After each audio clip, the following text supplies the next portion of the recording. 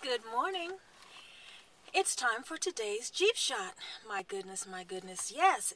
Well, I spent the weekend at a two-day sales seminar called The Close, and that was with Eric Lofholm.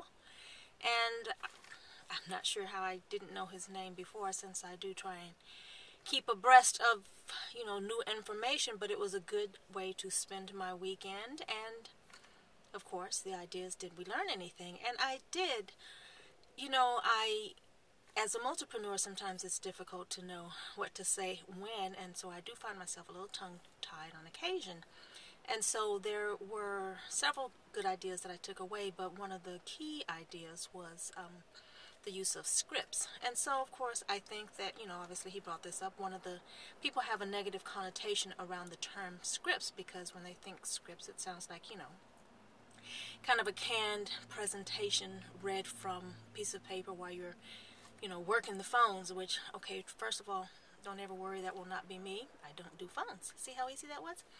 But at the same time, if you think about it, how much more effective would you be if you knew what to say every time?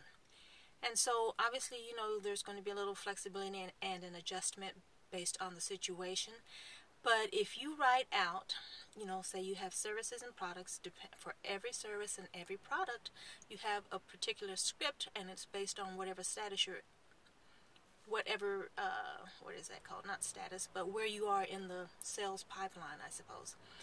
That's the script that you're going to use. But at the same time, what I always say when I'm working with, say, new business owners and new entrepreneurs, and they're resisting the idea of writing things down, I'm like, look, what you want to do is make it easy for people. You want to take the thinking out of it, right? And so it's the same thing with the script. If you can take the thinking out of what should I say, what should I say, what should I say, if you already know what you're going to say, and certainly that's very helpful when you have to face an objection or respond to an objection, so really, I think, you can see the benefit of using a script. And first of all, think about, number one, writing down the scripts. What do you say when you're in a particular step of the sales process, but also the objections.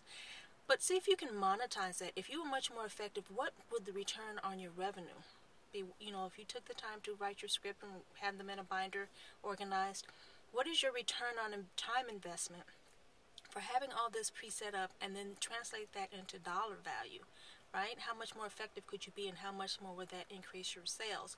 So that was one of my really big takeaways, and so that was a good weekend for me, and because, I didn't have enough work to do, but obviously I need to tie myself to the computer just for yet another reason. So one of the other things that Eric mentioned, and this was something that I have in my arsenal, so to speak, haven't activated it yet because I'm just not sure about how well received it would be. So I'm posing the question to you: what do you think about text marketing? Now, depending on what your business is, I can think of a couple of businesses that that would really work for, especially if you are, say, an event planner, or if you are something that happens on a regular basis, or you have a sale, not a sale, but you sell products. There are certain things that are time sensitive, or you want to rally the troops, so to speak, and really build your audience or build your response. I can see where text marketing would be valuable. But my question to you is that something that you would use? And tell me how you would use it. And of course, if you're interested, let me know and I can hook you up. But I'm just really wondering about that. Is it time for text marketing? Everybody's, oh, video, you've got to do video. So now it's the time for text. So that's today's Jeepshot. I hope you have a fabulous, prosperous week. So do report back. Waiting to hear. Ciao.